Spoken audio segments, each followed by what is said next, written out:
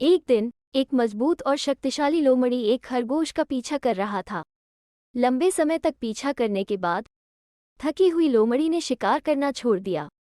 ये देख बकरियों का झुंड लोमड़ी का मजाक उड़ाना शुरू कर देते हैं, ये कहते हुए कि छोटा जानवर तो लोमड़ी से बेहतर है। इस पर लोमड़ी जवाब देता है, खरगोश अपने जीवन के लिए दौड़ रहा था, मैं केवल रात के खाने के लिए दौड़ रहा था। हमारे बीच यही अंतर है।